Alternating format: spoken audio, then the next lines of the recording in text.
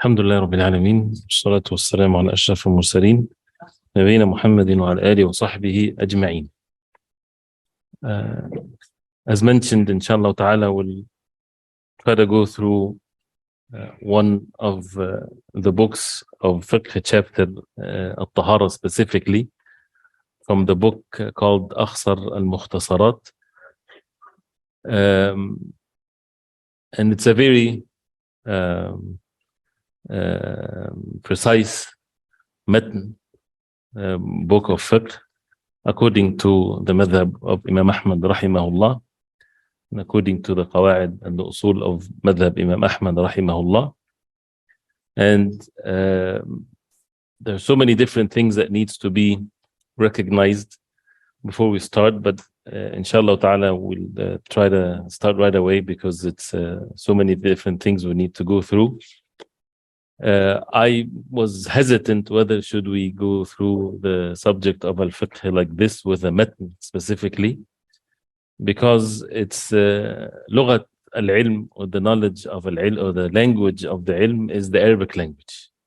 And this is a level that whoever wants to study the deen of Allah subhanahu wa ta'ala, to take the path of being a student of knowledge and then someone among the people of knowledge, then we have to be patient to learn the language first. And then we take it to that level. Different than learning the obligatory knowledge that everybody has to learn. This is in whatever language. We have not sent a messenger except with the tongue of his people. So you have to understand how to worship Allah subhanahu wa ta'ala in matters of aqidah. But after asking some of the people of knowledge, then inshallah ta'ala we'll go through this. And hopefully this can give us more encouragement so that we can take the other route in which a person would study the deen diligently, inshallah ta'ala. So therefore, to go by with this is that we are going to study the book as a book. We're not going to go through differences of opinions or even, we'll try to go with some of the adillah, but to the best of our ability, inshallah ta'ala, because the objective of this is to know the different masail of fiqh in this chapter of Taharah, to comprehend what it means every mas'ala is, and to go through the words of the book so that we understand the words of the book, and we'll have an idea of what mas'ala is. As far as the hukm, the ruling, we'll take for the most part what's mentioned here, and we have to differentiate between what's mentioned in the book, what refers to the madhab, for example, versus the fatawa or ikhtiyarat, or the chosen opinions of some of the ulama, whether they are contemporary ones or before.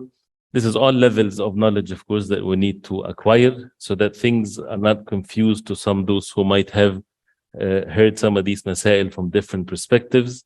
The goal, of course, is to follow the way of the Prophet ﷺ, but this is a level of study that we don't have to go to the end level right away. We just take the matter step after another.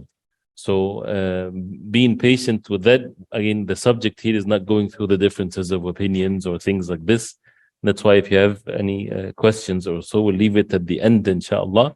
But again, what is the purpose of this? And you'll be, inshallah, successful in passing these sessions, is to have the right perception of what the masail of the fiqh, or every issue of the fiqh here means. What does it, what we're talking about, to comprehend it, to understand it, and the ruling of it according to what's mentioned in the book. And the ulama of the madhab and other, they would recommend going through these levels of books. So Akhsar al-Mukhtasarat or Kitab al-Umda is like the first level in the madhab of books of fiqh, as we will see, inshallah ta'ala, very precise, very short summary of things, and not all of the masail that are in the subject of al-Tahara.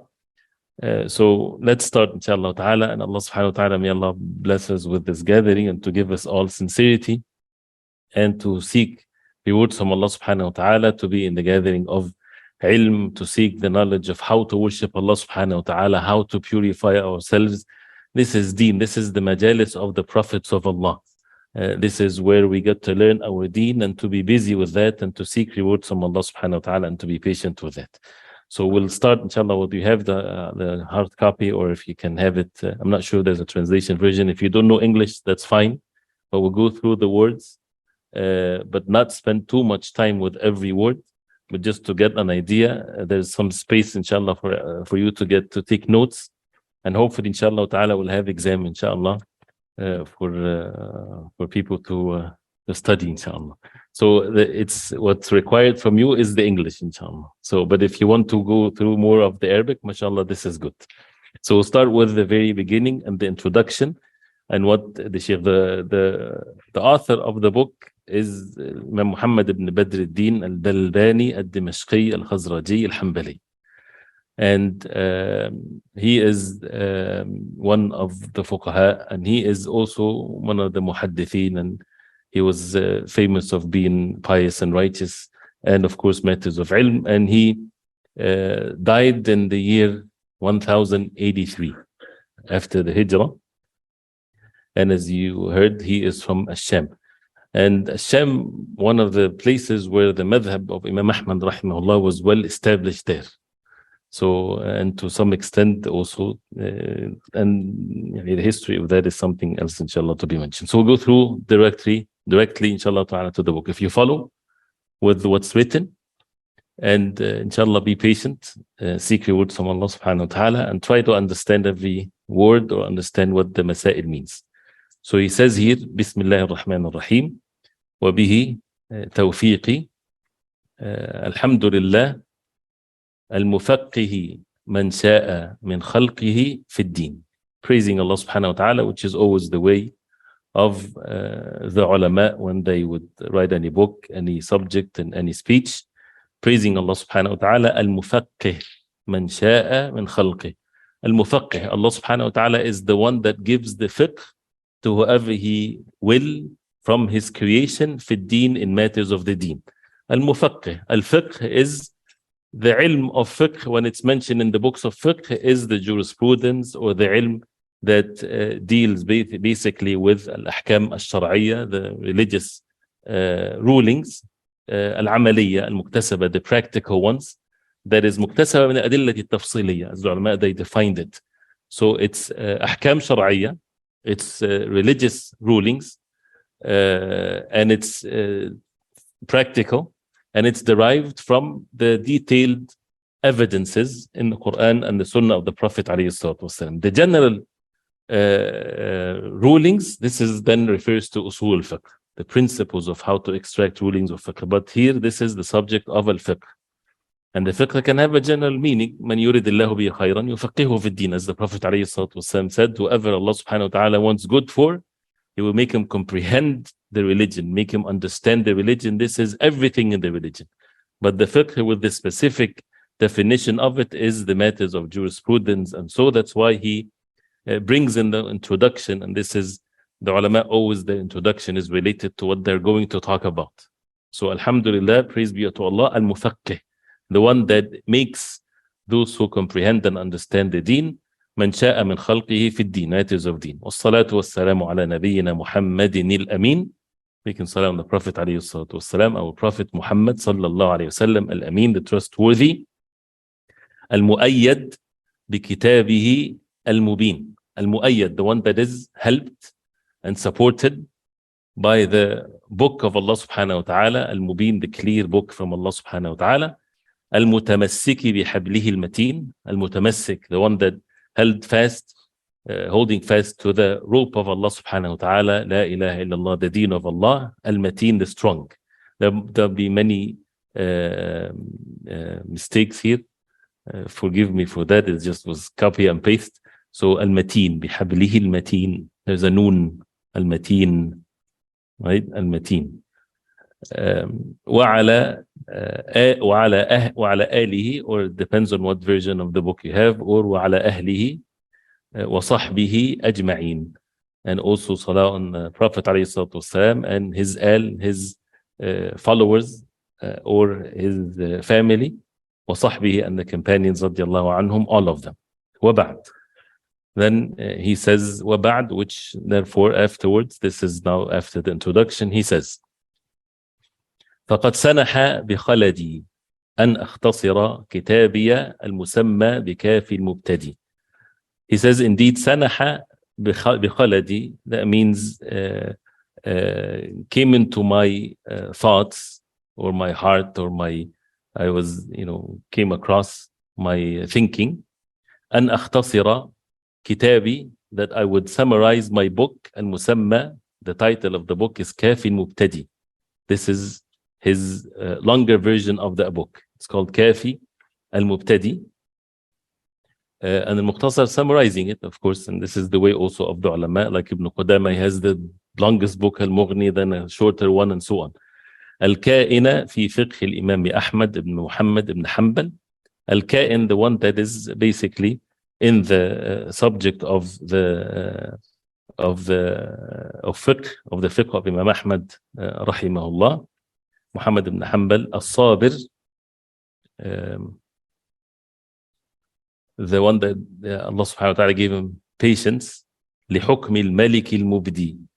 He was patient with the decree of Allah subhanahu wa ta'ala, the Malik, the sovereign, al-Mubdi, the initiator of all things. And of course he mentioned that because of what Imam Ahmad rahimahullah he went through. So through the fitna of Khalq al-Quran, and he was tortured and he was patient, and that's why they call him Imam Ahl Sunnah, because of this. Allah subhanahu wa ta'ala protected the Aqidah of Ahl Sunnah by the people like Imam Ahmad rahimahullah. And he says, ليقرب تناوله على المبتدئين. ليقرب, he summarized it so that تناوله, تناول الشيء is when you attain something, when you're given something. So to ليقرب, for it to be closer, to be easy for a person to attain it and to learn. على المبتدئين. المبتدئ from بدأ يبدأ, those who start in something. So those who, the starters of studying fiqh. So this is the first level of studying fiqh, and that's why he made it a short or a summary of his book كافي المبتدي. ويسهل حفظه على الراغبين. And حفظه, for it to be memorized, يسهل, to be easy to memorize it, على الراغبين, for those who want to study and those who want to memorize. That's why the ulama, they would make the students memorize this. They would memorize it word by word. And the memory or memorization is a malaka, is a tool, is a talent that we need to always invest in and constantly memorize. Memorizing the Quran, memorizing the hadith, memorizing the mutun. And it's a good thing, even if you're old in age, to memorize every day a word, sentence. It doesn't matter. Just have the habit of always memorizing something matters of the deen. And memorization and understanding, this is the perfect combination. He says, وَيَقِلَّ حَجْمُهُ عَلَى الطَّالِبِينَ. وَيَقِلْ حَجْمُهُ. حَجْمُهُ, whether it refers to the volume or the so يَقِلْ, for it, he's describing why he has it summarized, so that the volume of it is less. على الطالبين, for those who are طالبين, those who are students, those who are seeking the knowledge. وَسَمَّيْتُهُ أَخْصَرَ الْمُخْتَصَرَاتِ. And I called it, the title of it is أَخْصَر الْمُخْتَصَرَاتِ. Al-Mukhtasarat is the plural of Mukhtasar, something summarized. And Al-Mukhtasar is what قلت الفاظ. The alfaz, the words are less, and the meanings, of course, needs to be explained. Right? It's not just less in words and that's it. No, instead of being in details, when you memorize something that is small, but you have to put more effort in understanding, because it's very short, like the law. The law, who would understand it? Those who studied it. So the mutun is like the law, and then you will go through the explanation of it. So Akhsar, the most summarized summaries. Akhsar and Mukhtasarat. He mentioned why he called it this. لأني لم أقف على أخسر منه. I did not come across any shorter version or a shorter book of fiqh. جامع لمسائل, that has all of these جامع, from gathering many of the masail. في فقهنا, in our fiqh, referring to the madhab of Ahmad, من المؤلفات, from the books. He says, والله أسأل, and والله أسأل means I ask Allah subhanahu wa ta'ala, but he started by saying والله, and that's why it has a fatha there. So it's أسأل الله, but this is تقديم وتأخير. والله أسأل أن ينفع به قارئي. He's making dua that Allah subhanahu wa ta'ala benefit the readers of this. وحافظي, and those who memorize it. وناظري, and those who look at it. إنه جدير بإجابة الدعوات. Indeed, Allah subhanahu wa ta'ala جدير. He subhanahu wa ta'ala, al-jadara is when someone deserves something in the perfect way. So Allah subhanahu wa ta'ala is the one that accepts the da'wat. No one else except Allah subhanahu wa ta'ala. وأن يجعله خالصا لوجه الكريم, and that Allah subhanahu wa ta'ala make it خالصا, purely, لوجه الكريم, for the face of Allah subhanahu wa ta'ala, to see the face of Allah subhanahu wa ta'ala in the day of judgment, and to seek the rewards from Allah subhanahu wa ta'ala. مقربا إليه في جنان النعيم, and to get us closer to Allah subhanahu wa ta'ala in the Jannat of An-Na'im. وما توفيقي واعتصامي إلا بالله, and my tawfiq, my i'tisam, my guidance, my holding fast to the truth is except by Allah subhanahu wa ta'ala. عليه توكلت وإليه أنيب. Upon Allah subhanahu wa ta'ala I make tawakkul, and وإليه أنيب, and I return to Allah subhanahu wa ta'ala with repentance and devotion and so on. Then he starts with Kitab al-Taharah. The book has all the chapters of al-fiqh, and then as we know the books of fiqh are divided into the ibadat, and then the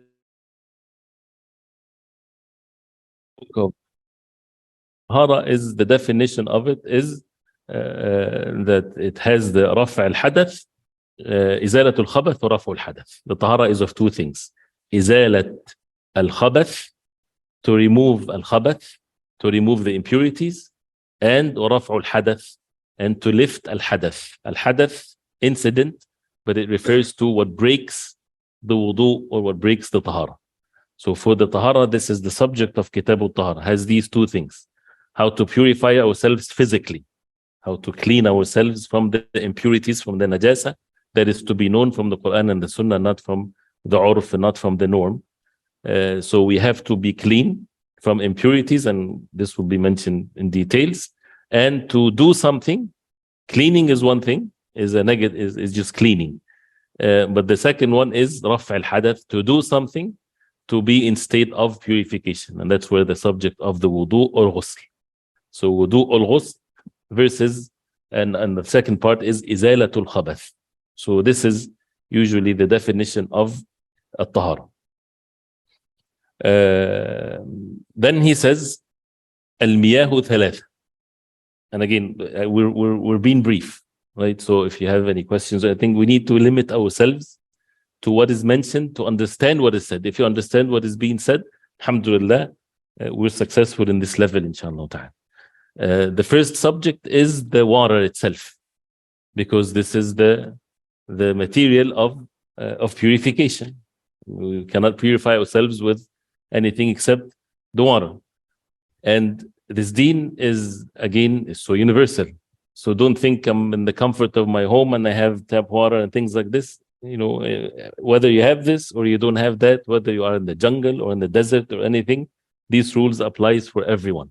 So it's important to know what is the rulings of the water, what are the types of water, what's permissible, what's not permissible to use for wudu. So he says, al-miyahu thalath. Al-miyah, meaning the water, is three things. We need to memorize that or understand that, inshallah. Al-awwal, the first one, meaning three types. The first type, tahur.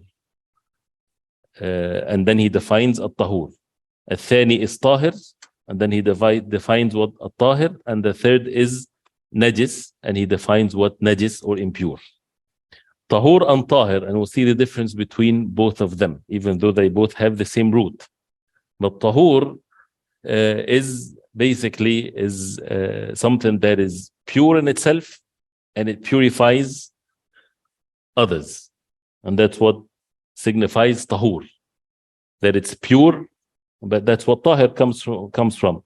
Pure in itself, and it purify oneself or purify something else. But the definition, as he says, what is the tahur? وَهُوَ الْبَاقِي عَلَى خِلْقَتِهِ.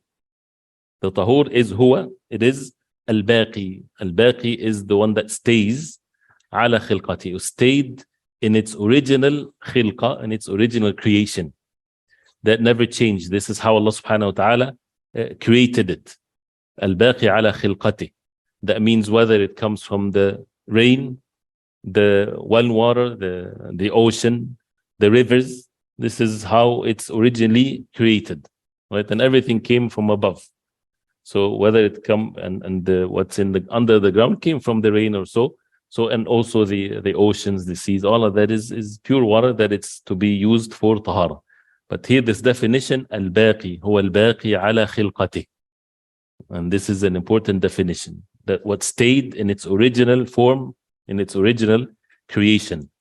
And as we will see, that al-baqi ala khilqati, whether it's in its real sense or form, or the hukm of it, that the ruling of it is it stayed in its original form.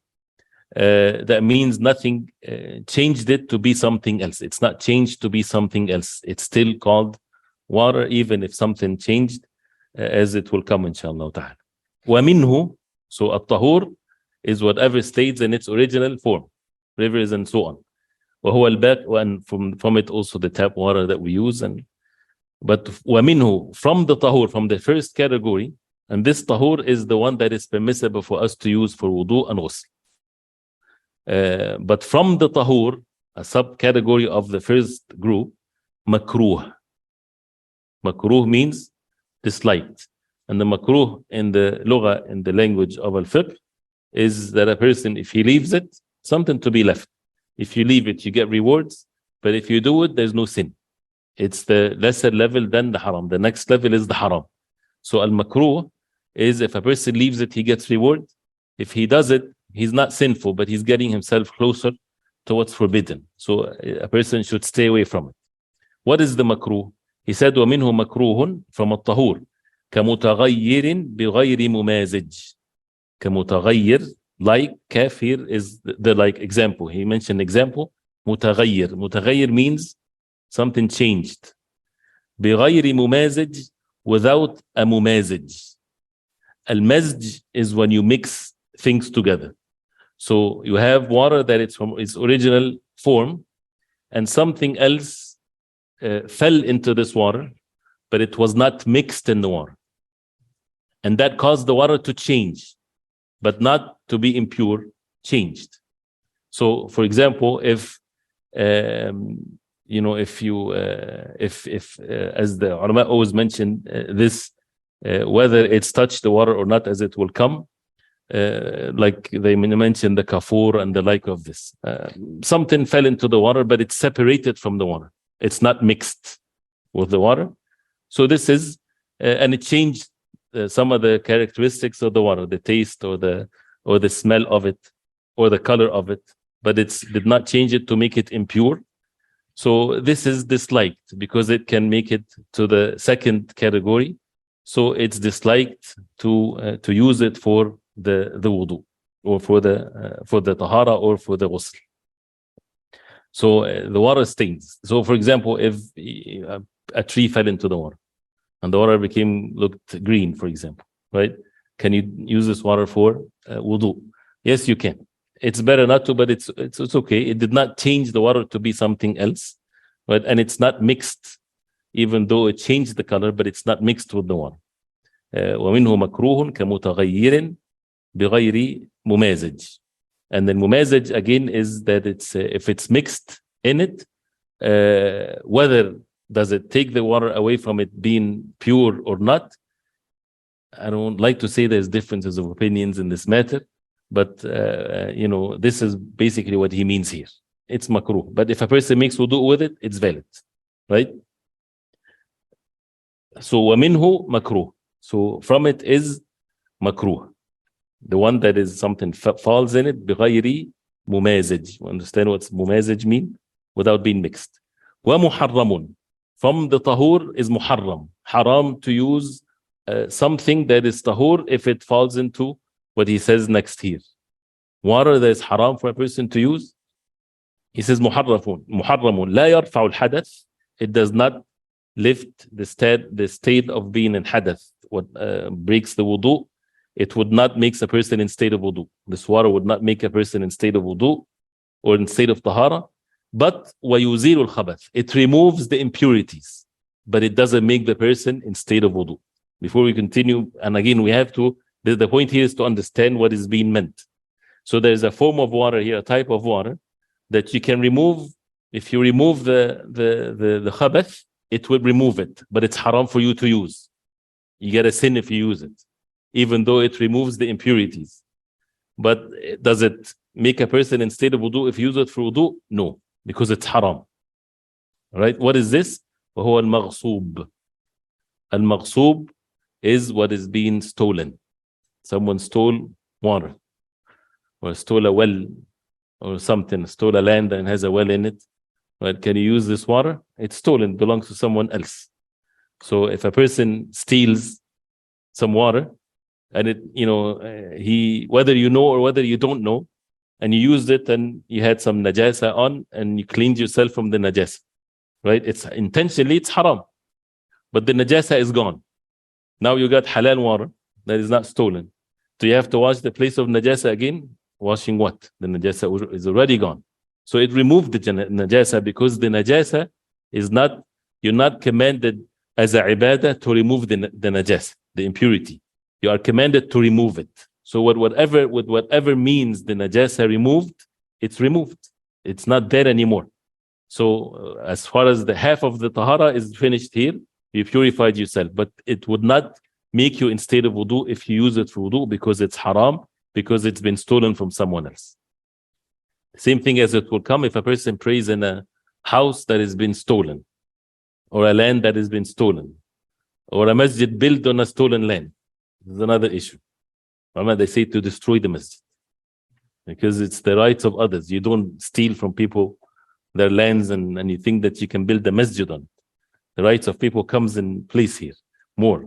So وهو المغصوب. So this is al-maghsub. This is what al-maghsub means from ghasaba. Al-ghasb is when you take something against the will of someone else.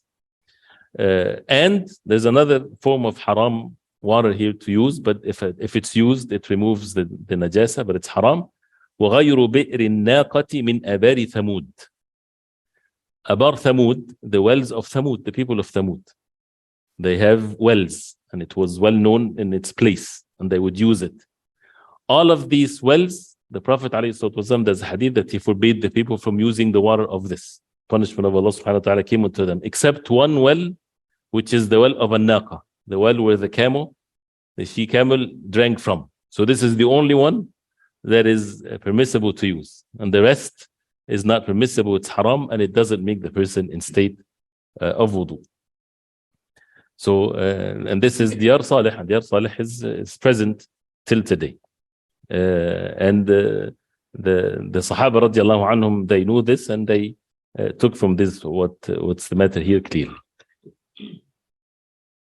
So we understand this first part. Tahur, وهو الباقي على خلقته, ومنه مكروه, and from it is makruh, which is if it's changed with something that is not mixed with the water, and muharram, whether it's the maghsub, stolen, or from the wells of the people of Thamud in Diyar Salih.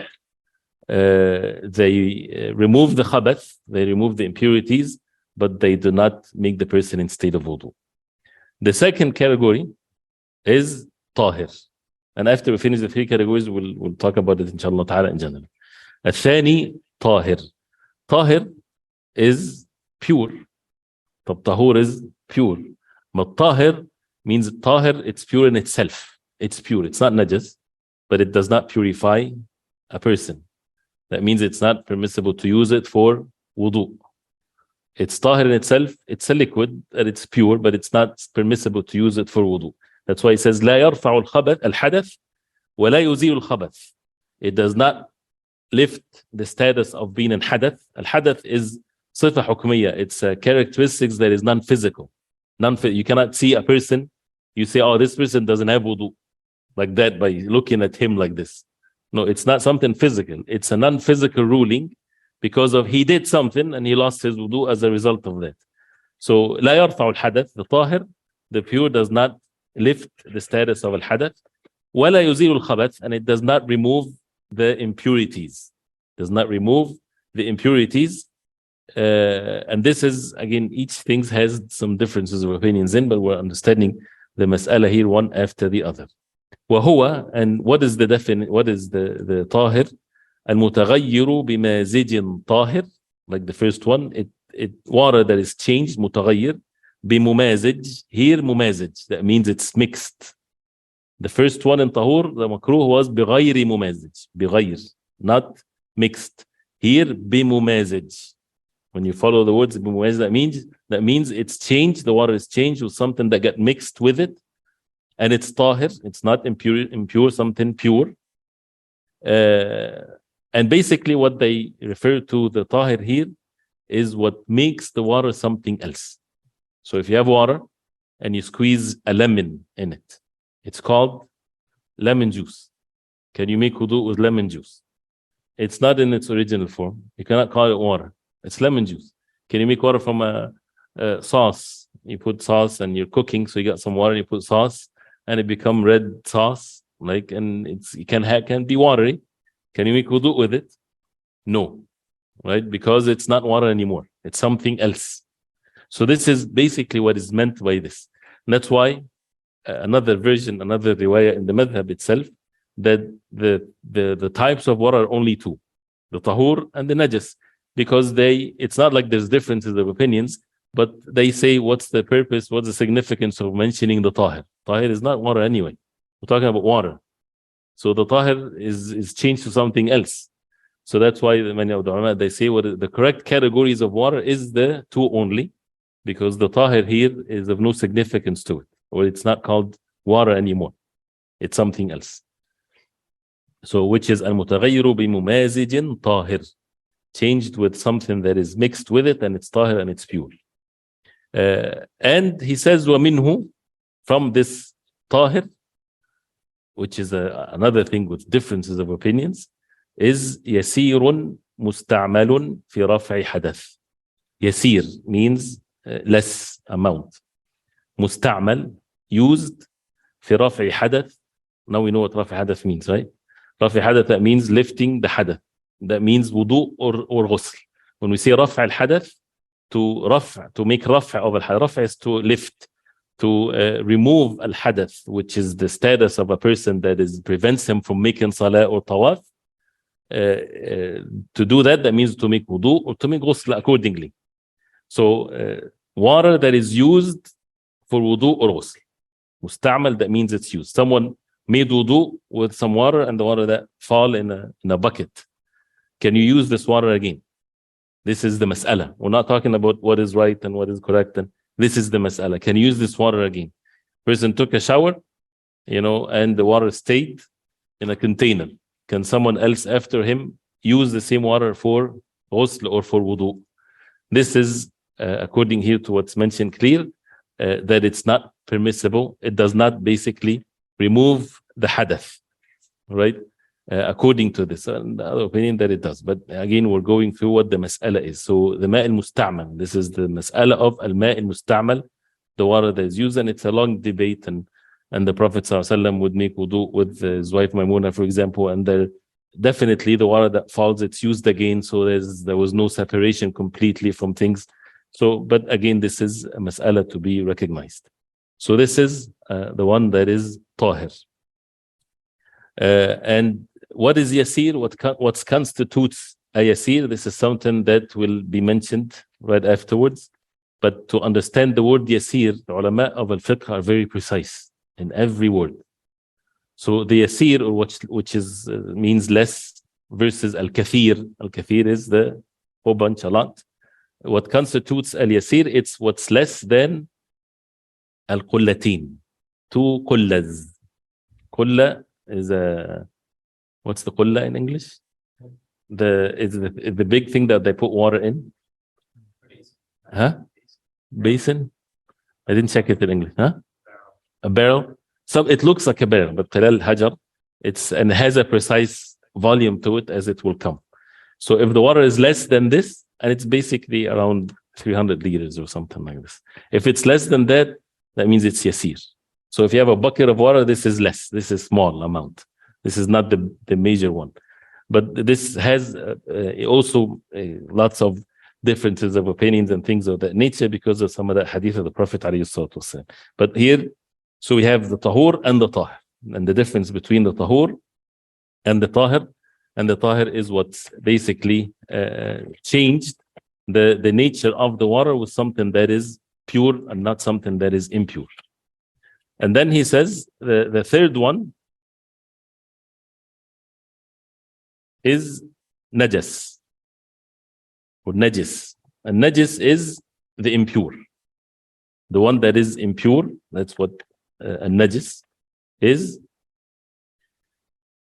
we're not talking about what is the najis yet, but he says the third category is the najis, the one that is impure. What is the najis? He says يحرم استعماله مطلقا إلا لضرورة. يحرم, it's haram, استعماله, to use it, مطلقا, in the absolute sense, at all conditions. It's not permissible for you to use something impure, water that is impure.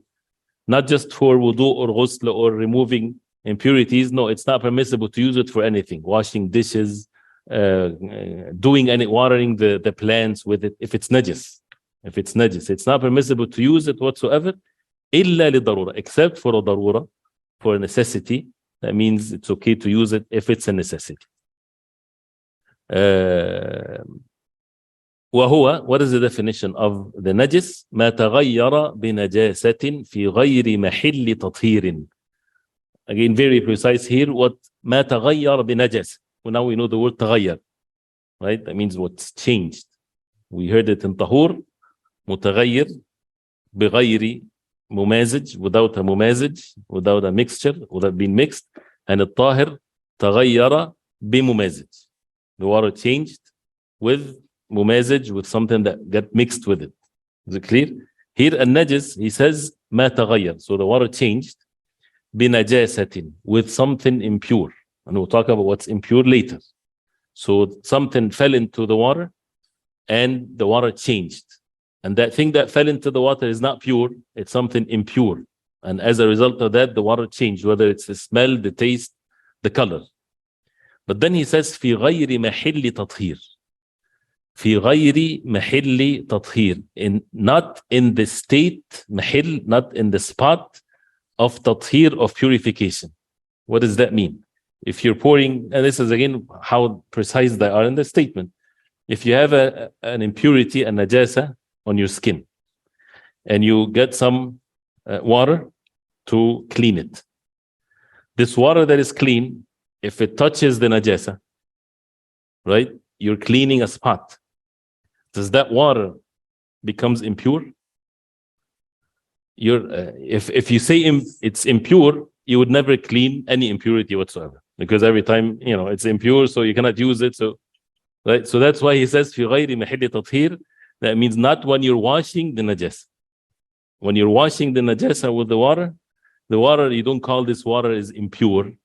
Wait till the water falls down. Then the water that is separated from you, is it najis or it's tahir or it's tahur, whatever. This is now, it's separated. That means it's a separate water. Then this is what you use or what you don't use. That's why the najis or the impure water is ما تغير بنجاسة في غير محل تطهير, without while washing that is impure. أو لاقاها في غيره, or لاقاها. Also that النجاسة here is it changed with najasa, but في غير محل تطهير, or لاقاها في غيره. That means it missed it, or met. اللقيا is when you meet something. That means it fell into something else other than the place of purification, but وهو يسير. أو لقاها في غيره. That means في غير محل تطهير. That means something impure fell into the water while it is yasir, while it is very less, right? Basically, you have an impure water not in the place of purifying something that is impure, and the water was less, but it didn't change anything. It's still najis. Okay, so now we have with the najasa, you have yasir versus kathir. Al-kathir, we didn't talk about it yet, with a whole bunch of water. The yasir, if it's less amount of water, less than the 300 liters or so, you have two situations here. Something impure falls in it. If it changes anything in it, right, it makes it impure, clear. What if it doesn't change anything in it? According to this, it makes it also impure. Why? The second case, because it's yasir, because it's a small amount of water. So if it's a small amount of water, it doesn't matter whether something changed or it didn't change. We would still call this water najis or impure because a najasa fell in it. Right? This is clear here, the mas'ala. The other opinion is it doesn't make it najasa, but and this is if you hear the fatawa and the ikhtiyarat of the ulama, because the other opinion here also in the madhab, but it's not the major one in the madhab, and according to the ulama upon this is, if the water is yasir and nothing changed of it, even if najasa fell in it, it's still water in its original form. So, but we're not talking about the difference, but just again, we're understanding this is, if you're doing this, continue to do that. But we're talking here about what is meant by the definition of what is the najas, or what is the water that is najas. وما تغير بنجاسة في غير محل تطهير أو لاقاها في غير وهو يسير, or it mixed with it, but it's يسير, it's very less. يقول والجاري كالراكد. الجاري, the flowing water, كالراكد is exactly, kaf here is like the like of الراكد. الراكد is the stagnant one. Right? So whether the water is running or it's stagnant, it's the same ruling applies. Because the running water is not necessarily abundance. You can have a small thing of water, but it's not too much water, but it's running. It's not about running. It's about the amount of water, not the fact that it's running. So if it's water that is yasir and it's running like in a washing machine, it doesn't purify the water versus a stagnant water. Right? So this is when it comes to the hukm. So the hukm here is depending on what? On the yasir wal kathir. The less versus the abundance, not the fact that it's running or not running. But if you're talking about a river, that's a different situation. It's a big river. So it's a different state. Wal jari karrakid. Wal kathir. Now he defines al kathir. What is al kathir? And if it's not kathir, it's yasir. Al kathir is, he says, قلتان to قلة. قلة and قلة. Can someone search in the internet, because it's a used word here in English? What does قلة means? قاف لام تاء مربوطة. Have you seen this where it's in the street? You find a thing like this, and it has water in it, and people take water to drink, and it looks like a. But anyway, we don't have to know exactly what does it mean in English, but it's 2 containers of water. But it's a specific containers because of the hadith of the Prophet ﷺ, قلتان من قلال هجر, a specific place. And there's the hadith of the Prophet ﷺ with regards to this subject specifically. But he says here, what is it called? Tanja? Ranja. In Urdu called Ranja. MashaAllah. The Ranja one. but not any Ranja. Not anyone. Right. Not any Qulla, not any pot, not any Ranja, not anyone that has that shape, but it's specific ones from Qilal Hajar.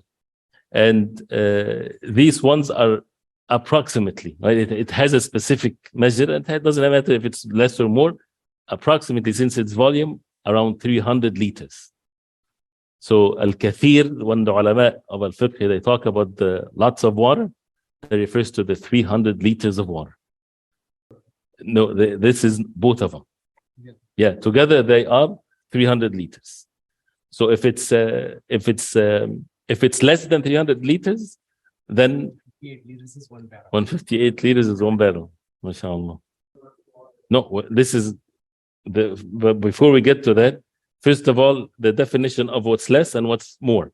When it comes to the najas, if you have 600 liters of water, and najas, an impure thing, fall in it, and it changed the color or the smell or the taste of the water, it's najas, no doubt. So it doesn't matter if any of the issue here, or what makes it, inshallah, will be very clear, inshallah. What makes the situation here tricky to understand, and it's not tricky or anything, is that as far as what's agreed upon, no doubt about it. Whether the water is less or more, it doesn't matter, yasir or kathir. If najasa, impurity, falls into the water, and it's changed the characteristics of the water, the smell, the taste, the color, then it's najas, regardless whether it's big or small. So it doesn't matter. If you have a big container of water and something fall in it, impure, not pure, something impure, and it changed it, then this water is impure. Does not make you, it's not permissible to use for wudu, it's not permissible to remove najasa, nothing of that nature. The problem is, or not the problem, but the issue is, if something impure falls into some water, right? And it didn't change the color or the smell or the taste. The water stayed the same. Now we're talking about the yasir and the kathir. If it's less amount of water, less than 300, then we say that it's impure. According to here, it's impure. If it's more, then it's pure. And both, nothing changes in the characteristics of the water. Clear? So this is something that needs to be understood here with that sense, inshallah. No, if you don't know that something fell into the water, then there's no rulings here to be applied. But if you the water changed with something that is impure, then this is something else. No.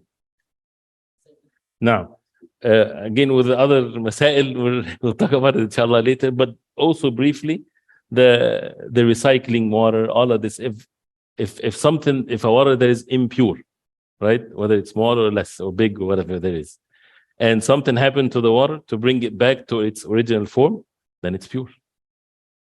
So that's why when anything that is recycled or anything like this is all clear, inshallah. So going back here,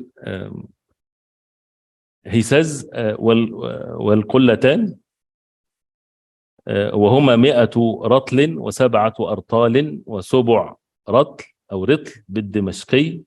This is the weight of it in the Dimashqi weight, 100 رطل, 100 pounds and 7, not the pounds that we know nowadays. And this is with regards to weight, and since it's a volume, and it's according to the measures now the ulama they mention is like 1 arm and fourth versus like a square in the height and everything, which is when you put water in it, it's like 300 liters or so. Then he says, so now we briefly, we'll take a break after this, inshallah, if you want, or if you want us to continue and take a break half an hour before Isha, it's up to you. So the 3 categories of water, according to what we understood, and I hope that every word is clear, is that one is tahur, one is tahir, one is najis. Tahur, clean in itself, pure in itself, and purify others. What's al-baqi ala khilqati, what stayed in its original form. And from the tahur, one is makruh, one is haram. The makruh, the disliked one, is when it's changed with something that does not mix with the water, like a piece of tree or something like this. And the muharram, if it's stolen or from the wells of Thamud, except the well that the camel was upon. The second category, the tahir, which some did not include that one because it's basically changed to something else, but pure. Something fell into the water that is pure. According to here, it does not remove the impurities and it does not make the person in state of wudu. But since what izalatul khabath, to remove the khabath, to remove the impurities, is not a ibadah in itself. Like wudu is ibadah, you have to make wudu. You cannot say I'm clean, I can make salah. You have to make wudu. But izalatul khabath is not ibadah. No matter what way that you remove the impurity, you cannot say whether the impurity is still there. So if someone had impurity on his knees and you got some detergent, not water, and you did something to it and you removed it, if you take a sample, there's no impurity anymore. Does that person has to still wash it with water? It's a debatable issue, by the way. But since izalatul khabath is not an act of duty of ibadah, that means he's clean. But that the detergent is not sufficient for a person to use for wudu.